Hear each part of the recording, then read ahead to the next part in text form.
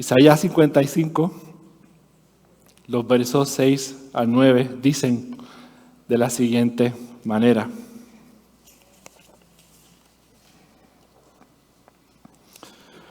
Buscad a Jehová mientras puede ser hallado, llamadle en tanto que está cercano. Deje el impío su camino y el hombre inicuo sus pensamientos y vuélvase a Jehová, el cual tendrá de él misericordia, y al Dios nuestro, el cual será amplio en perdonar. Porque mis pensamientos no son vuestros pensamientos, ni vuestros caminos mis caminos, dijo Jehová. Como son más altos los cielos que la tierra, así son mis caminos más altos que vuestros caminos, y mis pensamientos más que vuestros pensamientos. En esta mañana, Dios, nos acercamos a tu palabra como lo hacemos cada domingo. Cuando como iglesia nos reunimos para adorarte, para conocerte, para reconocerte, para celebrarte, para darte gracias, para encontrarnos contigo. Sabiendo, Dios, como escuchamos el pasado domingo, que tú todo lo ves, que tú todo lo conoces, que nada se escapa de ti. Y con una humilde solución estamos en esta mañana para pedirte, Dios, que nos hables. Has estado preparando nuestro corazón para escuchar tu voz, recibir la ministración de tu Espíritu Santo.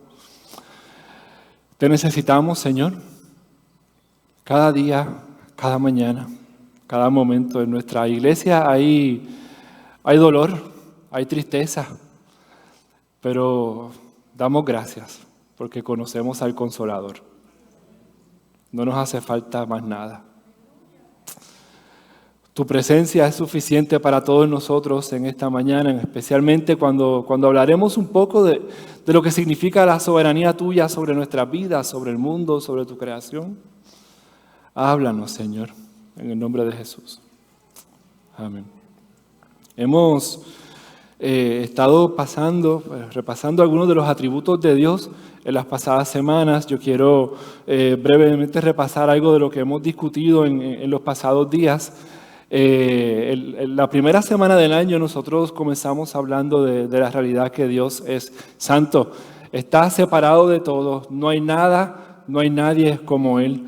Él es digno de nuestra adoración y nuestra vida debe ser en respuesta al conocimiento de ese Dios perfecto que no tiene marcas, que no tiene falla, que nos invita a caminar con Él a través del sacrificio de Jesucristo en la cruz del Calvario. El atributo de Dios de que Él es santo, está separado de todos, se distingue tal vez en la Escritura, porque esto es lo que los ángeles, cuando tenemos varias visiones de Dios allá en el cielo, lo que los ángeles están diciendo. Él es santo, santo, santo. No hay nadie como Él. Y cuando nosotros reconocemos la santidad de Dios, hay algo en cada uno de nosotros que debe responder de alguna manera en favor de Él, conociendo su grandeza y la pequeñez nuestra.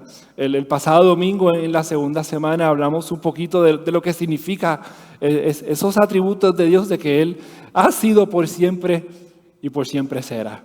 Él no tiene comienzo, Él no tiene fin, Él es eterno. Y además de que Él es eterno, Él es inmutable, lo que quiere decir que Él no cambia.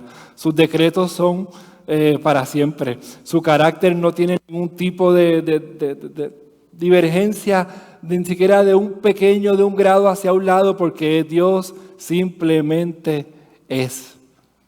Él no cambia, pero nosotros sí cambiamos. Y para poder hablar un poquito de esos atributos, yo les presenté esta imagen, finalizamos con esta imagen que tal vez nos ayuda a poder ver desde la perspectiva nuestra, que sabemos que hay un principio y hay un fin, que hay un plan de salvación en el cual Jesucristo está se ha revelado, ha encarnado para cada uno de nosotros, y ahí estamos nosotros en ese plan de redención. Dios está fuera del tiempo y ve el principio y el final a la misma vez, y eso nos ayuda a entender tal vez un poco lo que vamos a hablar hoy de la soberanía de Dios. Como Dios está fuera del tiempo, podemos reconocer su omnipresencia, su omnipotencia. Él es el creador de todas las cosas y Él ve Él simplemente ve y en una sociedad, en un momento en la historia donde cada uno de nosotros pasamos por situaciones y momentos donde nos sentimos invisibles o incapacitados o estamos clamando por ayuda, porque alguien vea nuestra necesidad con mucha compasión, ahí simplemente podemos decir que hay un Dios que siempre está mirando. Y cuando tú piensas que no conoce, que no sabe, que no te escucha, yo te quiero reforzar la realidad de que Dios está presente y pendiente de ti. Cuando hablamos de la soberanía de Dios, porque Dios es soberano, lo quiero hacer a la luz de una petición de oración que nosotros recibimos de parte de la Alianza Cristiana y Misionera en unas comunicaciones que ellos hacen semanalmente para que todas las personas que las reciban puedan orar por las diferentes situaciones que ellos presentan alrededor del mundo. Si usted quiere recibir estas peticiones, por favor, al final del servicio, acérquese que yo le voy a indicar dónde ir para que las pueda recibir por correo electrónico. Dice, desde la región de África, dice de lo siguiente: desde el mes de abril, decenas de creyentes de la Alianza, entre ellos 9 pastores de la Alianza, todos graduados de escuelas bíblicas de la denominación, han sido brutalmente asesinados por terroristas en la región de África. Otros miles han huido, trasladándose de sus aldeas a ciudades cercanas con destacamentos militares. La esposa de un pastor dijo que los terroristas pidieron a su marido que rezara a su Dios, pero él se negó. Sus últimas palabras fueron: Jesús, Jesús, Jesús. Oren para que estas palabras sigan resonando en los oídos de los captores y que, como el apóstol Pablo, sus vidas sean transformadas de perseguidores a proclamadores del Evangelio. Oremos por la protección del pueblo de Dios en toda esa región. ¿Qué les parece si oramos ahora por un momento? No es todos los días que recibimos y escuchamos noticias como esta, pero podemos hacerlo sabiendo que a pesar de la tristeza y el dolor, Dios es soberano. Dios sigue estando en control y Dios siempre está obrando. Inclina tu rostro ahí donde estás. Y tal vez te voy a invitar a que seas tú el que comience esa oración por no solamente estas familias que están enfrentando el dolor por la persecución. Miles, cientos de miles de cristianos son perseguidos en todas partes del mundo. Ora para que Dios los sostenga. Ora para que Dios los fortalezca. Ora para que se mantengan fieles y firmes. Ora para que tal vez en la medida que enfrenten el último momento de su tiempo aquí en la tierra, lo hagan proclamando el nombre de Cristo. Jesús, Jesús, Jesús.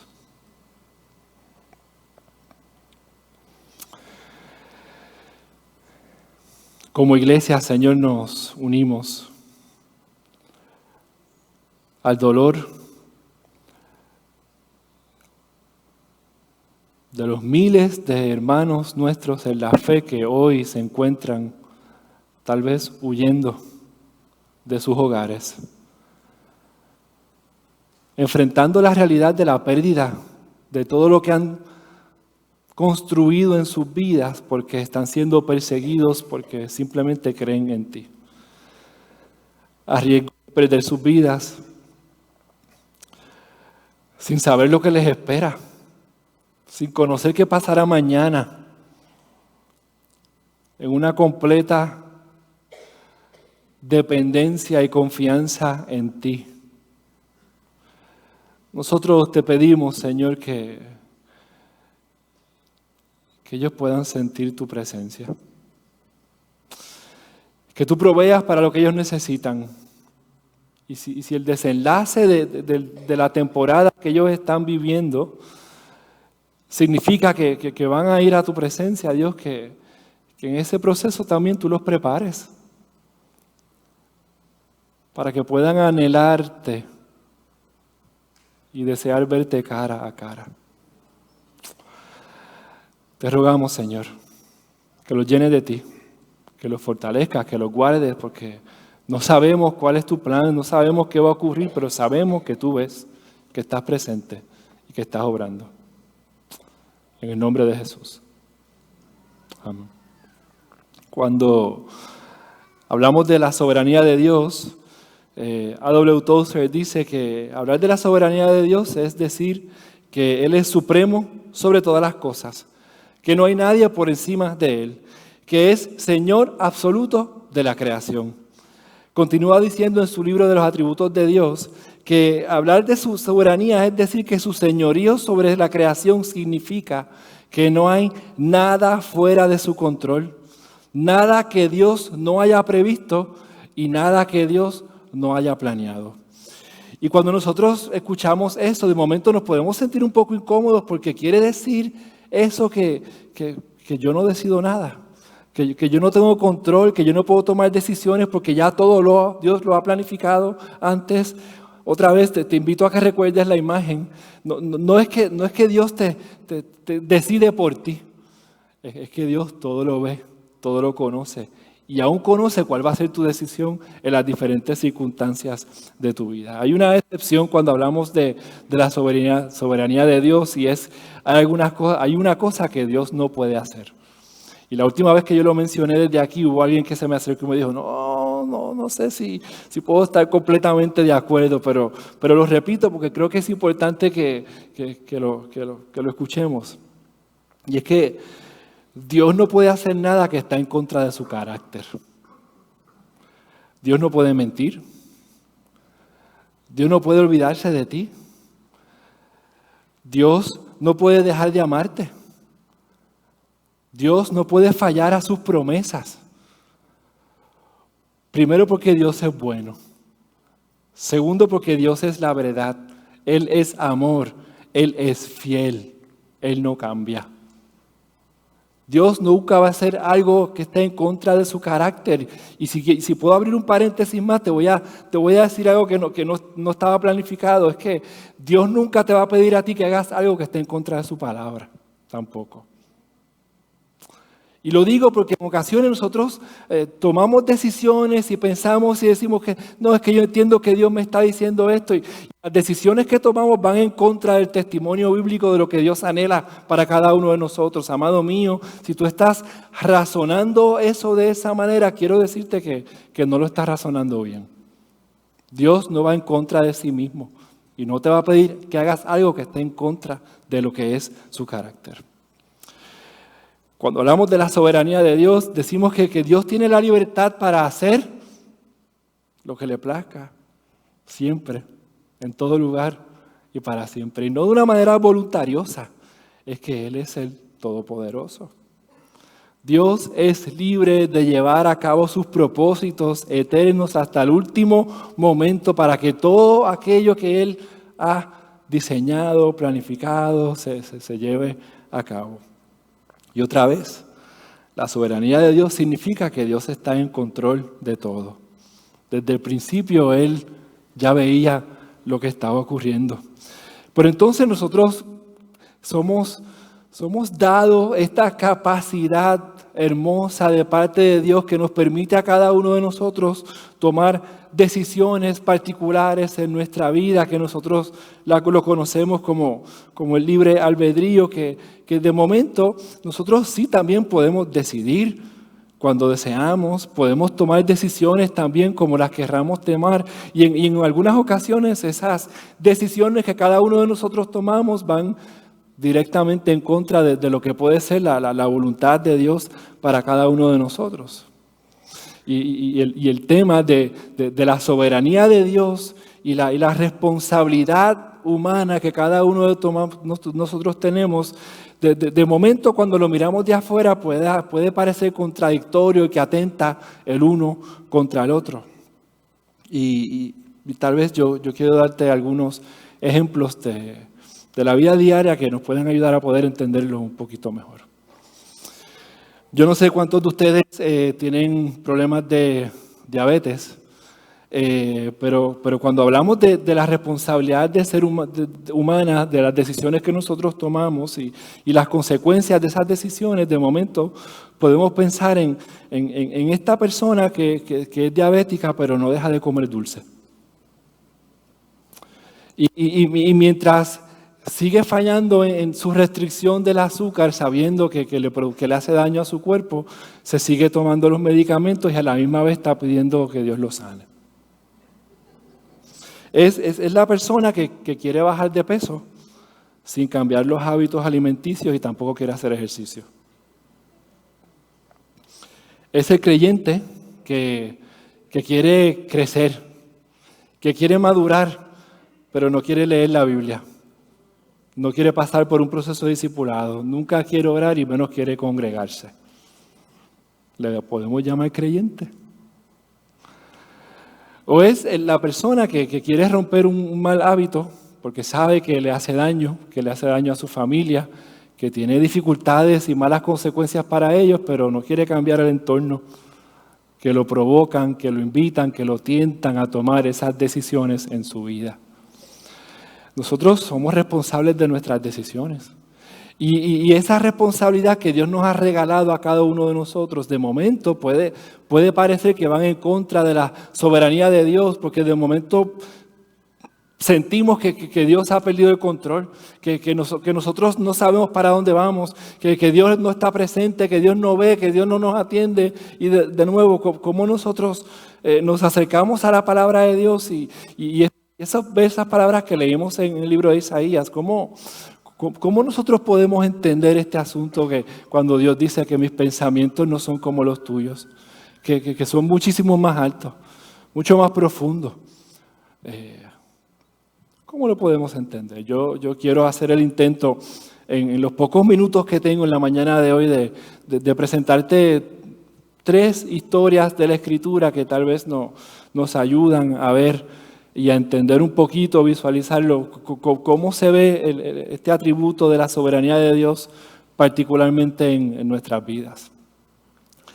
La primera historia que todos conocemos, o yo creo que la mayoría de las personas que estamos aquí en la mañana de hoy conocemos, es la historia de José en el Antiguo Testamento.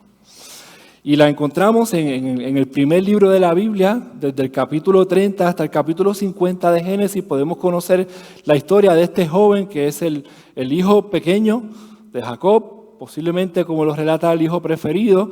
Y aunque no vamos a entrar de él, ¿sabes? Los que conocemos el relato bíblico sabemos que Jacob también hay un proceso familiar en el cual él engaña a su papá para recibir la primogenitura, y de momento tal vez hay una semilla ahí en el trasfondo de esta familia que lleva a los eventos de la vida de José. Sabemos que José tal vez es un poco inmaduro porque se jacta de la túnica que el papá le ha regalado, se jacta del favor del papá y se jacta del sueño que él tiene sobre sus hermanos, y le dice que llegará el momento en que todos ellos estarán postrados sobre él, y esto provoca tal malestar en medio de esta familia que sus hermanos deciden, primeramente intentan matarlo y terminan vendiéndolo como esclavo. Y de nuevo, hazte un alto aquí. Los hermanos deciden matarlo. No necesariamente una familia muy saludable, ¿verdad que no? Y tal vez de momento uno repasa estas historias y se da cuenta que hay muchas situaciones familiares que nosotros no entendemos, que vivimos, que nos sorprendemos de lo que está pasando y nos preguntamos dónde puede estar Dios en este asunto, y de momento una historia como la de este joven nos puede ayudar a como cantábamos hace un rato, a esperar en Él y confiar que Él tiene un plan y lo va a lograr. Traicionado por sus hermanos con la intención de matarlo, vendido como esclavo, luego vendido otra vez a Potifar, Y allí con Potifar pues su vida prospera.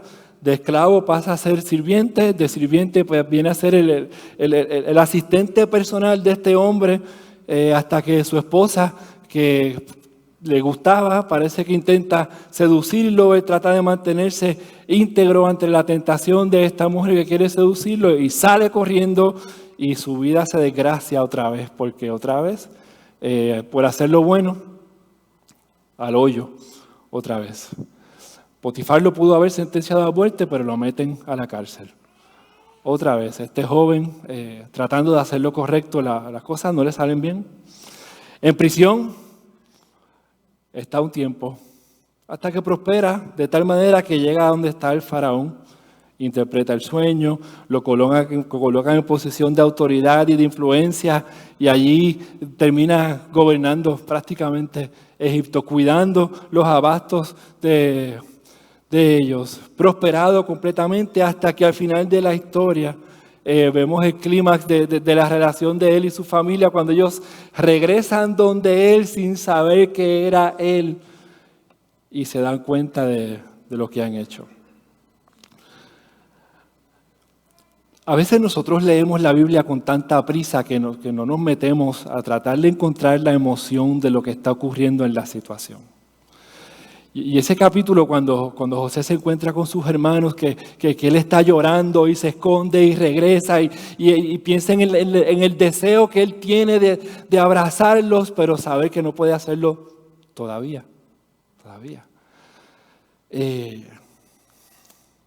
Ponte ahí. Tal vez tú tienes relaciones así ahora mismo, que te duelen, que te lastiman, que no las entiendes. Dios está ahí. Dios está ahí. Tú no lo ves, pero Dios está ahí. ¿Cómo yo lo sé? Porque al final del camino, cuando esto está ocurriendo y la vida de este hombre, el discurso final, él le dice a sus hermanos, ustedes pensaron que me iban a hacer mal con esto. El plan de ustedes era este. Pero Dios transformó ese mal en bien para lograr lo que hoy estamos viviendo. Salvar la vida de mucha gente. Si mal no recuerdo, fueron 13, 14 años que este joven pasó por este Vía Crucis. Piensen la dificultad, la fortaleza en su mundo interior que necesitaba este joven para mantenerse fiel y firme y entender que Dios tiene un propósito porque se lo había revelado en un sueño hace muchos años atrás. Un propósito en medio de la esclavitud, un propósito en medio de la cárcel, un propósito en medio de la dificultad. ¿Dónde está Dios? Dios está ahí.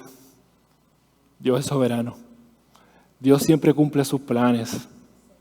Dios siempre cumple sus planes. La segunda historia, todos la conocemos porque tal vez es la historia del gran sufrimiento que nosotros podemos encontrar en la Escritura. Si tú piensas que el tema del sufrimiento no es importante para Dios, yo te quiero decir que la conversación más larga que existe en toda la Biblia es una conversación sobre el sufrimiento. Lo encontramos en el libro de Job. El que no conoce la historia, pues sepa que esto es un hombre que cuando comenzamos a leer el texto dice que es un hombre súper bueno, casi perfecto, lo describe un hombre justo, bueno, buena familia y en una conversación que él no tiene nada que ver, absolutamente nada que ver. Entre Dios y el enemigo, pues hay una conversación interesante. El enemigo le dice, claro que Job te adora. Pues si le ha ido bien, tiene riqueza, tiene familia, está chulo. Así cualquiera te levanta la mano y te dice gracias, Dios. Y Dios, soberano, le dice al enemigo, dale, zumba. Todo puedes hacer excepto esto. Fíjate que aún en medio de la conversación del libro de Job en ese primer capítulo, Dios le pone límites a Satanás. O sea, por más que él intente, Dios le pone límites. Zumba, que yo conozco el corazón de este hombre. Pierde su riqueza, pierde su familia, su cuerpo enferma y su esposa le dice, maldice a Dios. Fácil, no sé. Yo nunca he llegado a ese momento en mi vida de sufrir tanto de esa manera, pero aún en medio de la dificultad y el sufrimiento y toda la pérdida que él estaba enfrentando, si a nosotros nos ha dolido la partida de una mujer amada por nosotros, ¿cuánto le dolería a este hombre perder todos sus hijos, toda su riqueza, todo esto que ha perdido de golpe y porrazo? Y comienza la conversación. ¿Por qué? ¿Qué yo he hecho? Yo soy fiel, yo me trato de portar bien, yo no he hecho absolutamente nada. Y sus amigos, sus buenos amigos diciéndole, algo hiciste. Mira a ver, busca bien porque Dios no trata hacia todo el mundo. Esa es la terrible teología que dice que se supone que nuestra vida debe estar súper bien cuando estamos caminando con Dios. Falsa. Dios está allá arriba, Dios es soberano. Dios permite situaciones particulares en nuestra vida que van retando nuestro entendimiento de quién es Él y llevándonos a las profundidades para que lo conozcamos mucho mejor a Él. Pero en el proceso duele, hay muchas lágrimas, hay mucho dolor, hay muchas preguntas, hay muchas dificultades. Pienso en un joven que conocí hace unos meses atrás que en una conversación sobre una mesa me decía que él era un excelente músico y servía en la iglesia y hacía muchas cosas y por un accidente de trabajo de momento sus pasiones ya no las puede llevar más. Las preguntas que llevaron a su vida.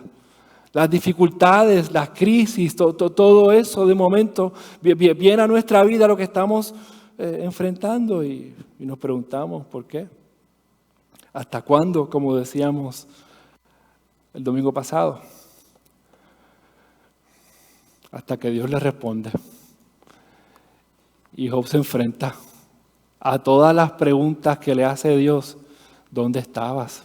¿Quién tú eres? ¿Cuán grande? ¿Dónde? ¿Cómo? ¿Dónde? Y ese listón de preguntas que él no puede responder, que simplemente al final del camino dice, yo reconozco que he dicho cosas que no entiendo. De oídas te había oído, pero ahora te veo con mis propios ojos. Por lo tanto me retracto y me arrepiento en polvo y cenizas. Si tú vuelves al primer capítulo y lees la descripción otra vez de quién era este hombre, justo, bueno, y vas al capítulo 42 y de momento dices, el mismo hombre dice, yo no te conocía, yo no sabía. Tuvo que pasar una terrible temporada en su vida para que al final del camino Dios mostrara su propósito, que lo conociera mejor. Y el testimonio de este hombre ha sido testimonio para todos nosotros por cientos de años. Cuando miramos estas dos historias, de momento hay un hilo común de lo que tal vez ocurra en la experiencia de todos aquellos que están siendo formados y cuidados de parte de Dios. Y es que el sufrimiento nos acompaña. Y posiblemente en esos momentos de mayores preguntas y mayores dificultades y mayores dolores es cuando más tenemos que abrir nuestros ojos y nuestros oídos para esperar y poder ver lo que Dios tal vez nos está diciendo a cada uno de nosotros. El apóstol Pablo en su carta a Filipenses les dice, porque a ustedes se les ha concedido no solo creer en Cristo, sino sufrir por Él. Pues sostienen la misma lucha que antes me vieron sostener y que ahora saben que sigo sosteniendo. El apóstol Pedro dice también en su carta, si es la voluntad de Dios, es preferible sufrir por hacer el bien que por hacer el mal. De momento hay una actitud de nosotros que cuando nos enfrentamos a quién es Dios y cuáles son sus planes y qué es lo que Él está haciendo, podemos bajar las manos y decir, yo voy a esperar en ti, el Dios soberano. La tercera historia, tal vez es una conocida por todos, y es la historia de Jesús. Porque tal vez en la vida de Jesús es que nosotros podemos encontrar ese momento puntual y perfecto en la historia de la humanidad, cuando se encuentran la soberanía de Dios y la responsabilidad humana en un mismo sitio. Si leemos la Escritura nos damos cuenta que el hecho de que Jesús ha llegado a la cruz del Calvario no es un plan alternativo, no es un plan remediativo. Desde antes de la fundación del mundo ya eso estaba preordenado. Ya Dios sabía que al momento de la creación había una posibilidad desde que el ser humano cogiera por donde le diera la gana y había que ir a buscarlo. Y desde antes del momento de esa creación ya ese plan de redención estaba escrito, estaba plasmado, estaba establecido. Pero si estaba preordenado, ¿cómo que ocurre? Es que Dios preprogramó a algunas personas para que hicieran algunos actos para que Jesús terminara en la cruz del Calvario. Tampoco es así. La crucifixión es simplemente el producto de la responsabilidad humana. Hablaba esta mañana con el hermano Jorge Merecio y le decía que Judas no nació para entregar a Cristo.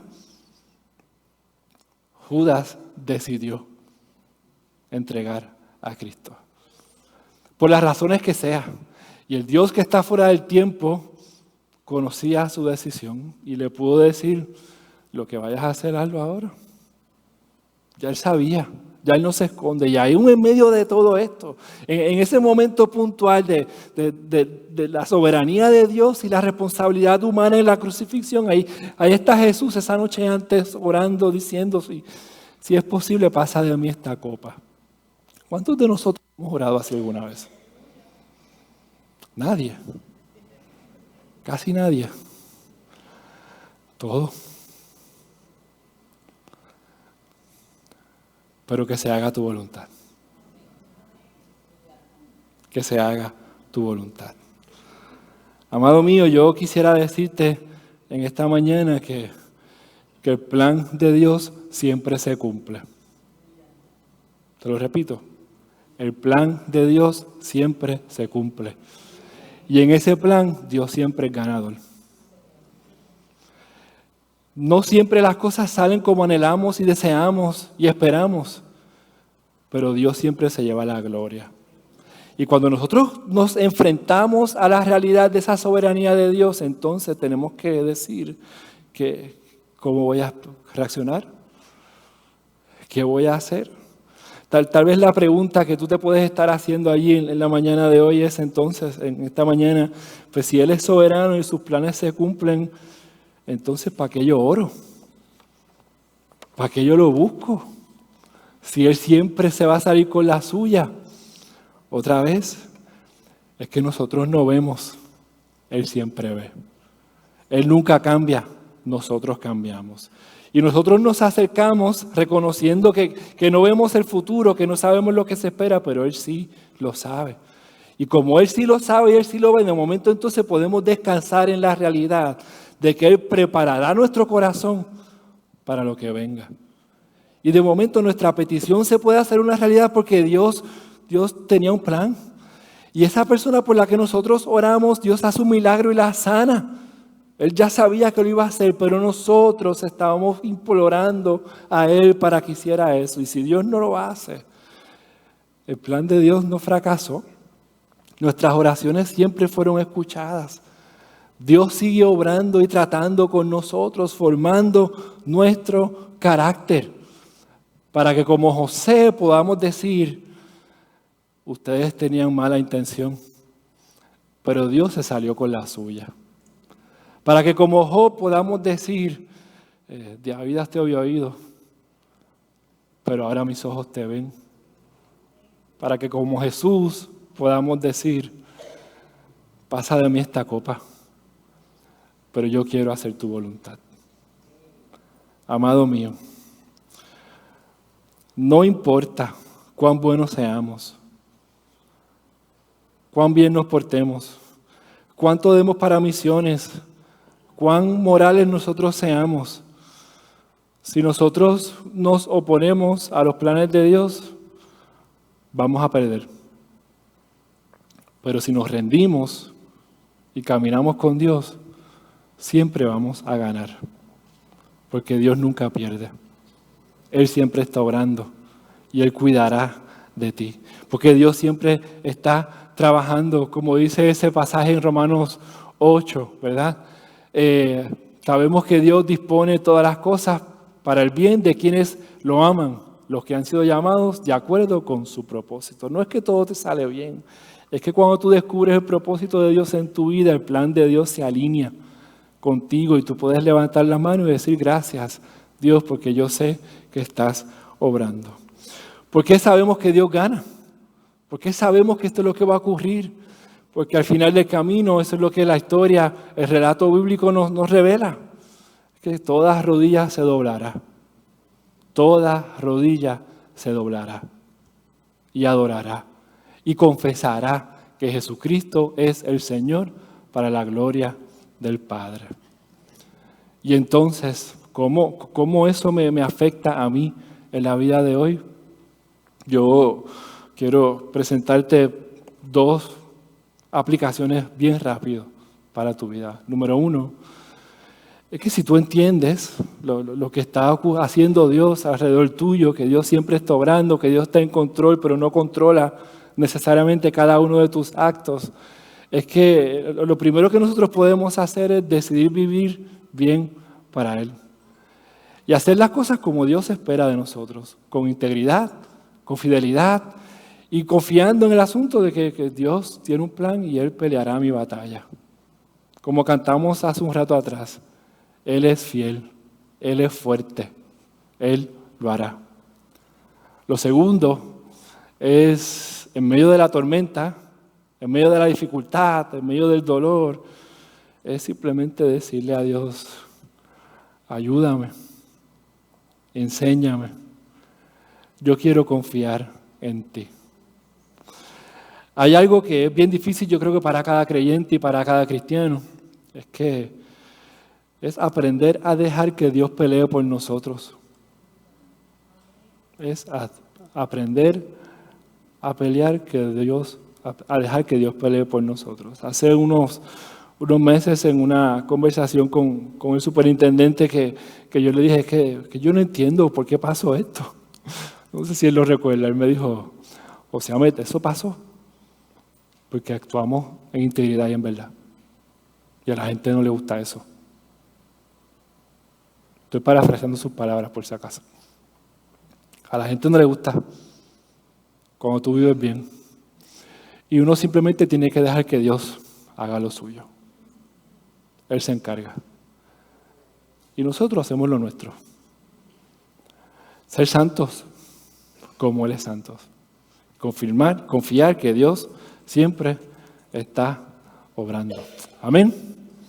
Yo te quiero invitar a responder a lo que tú has escuchado en el día de hoy. Otra vez, no necesariamente conociendo cada situación que tú estás viviendo, pero sí conociendo al Dios que ve todas las cosas que tú estás atravesando.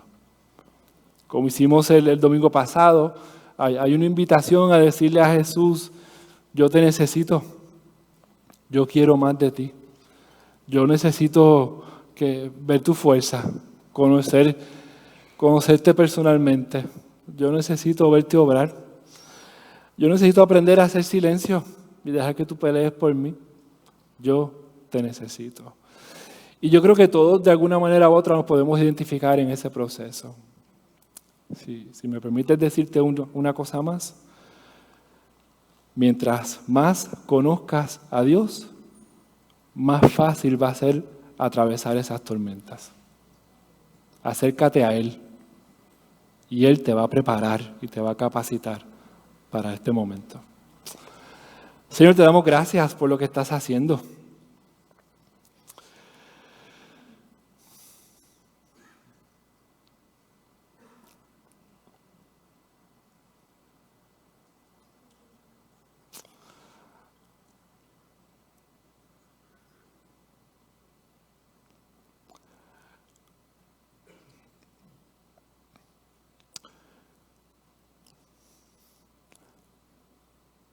Hay veces, Dios, que yo quisiera entender todo.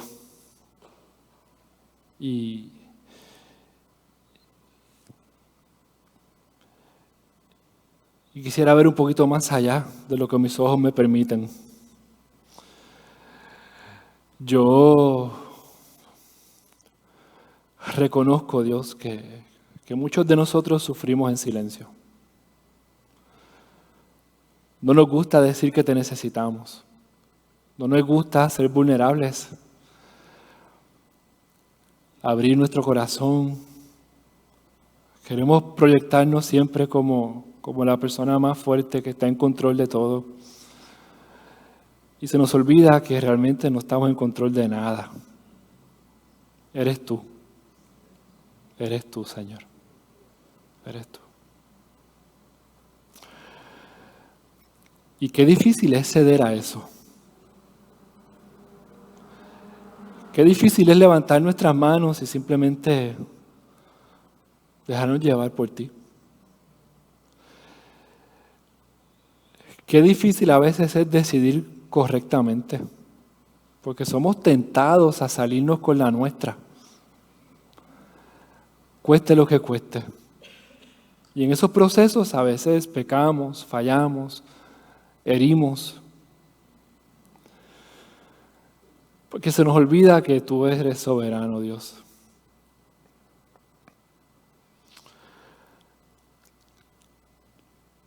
En un mundo, Dios, donde todo el mundo pelea por su espacio y hace lo que sea por salir bien,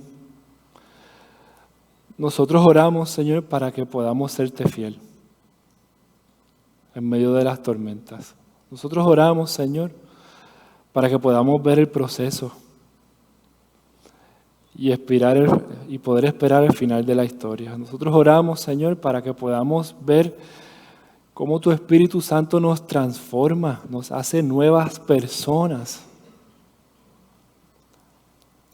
reflejando quién tú eres en nuestras vidas.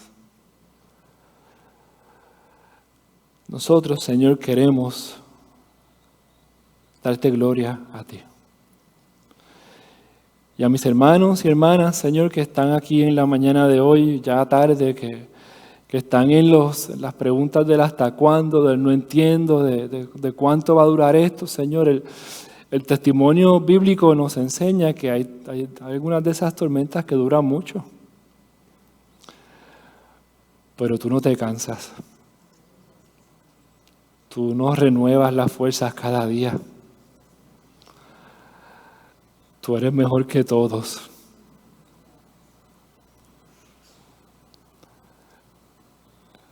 Necesitamos, Señor, que nos llenes de ti, para que en este mundo caído podamos pararnos firmes y hablar de este es el Dios en que yo he creído,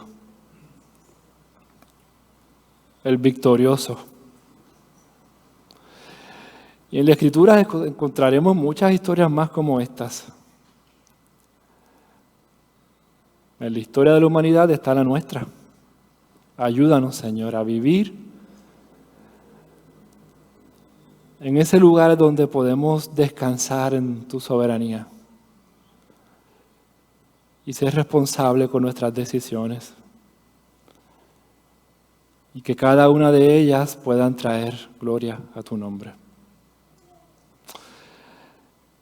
Ayúdanos, Dios, y gracias, Dios, por lo que estás haciendo. Porque tú eres bueno, porque tú eres fiel. Siempre estás con nosotros. En el nombre de Jesús. Amén.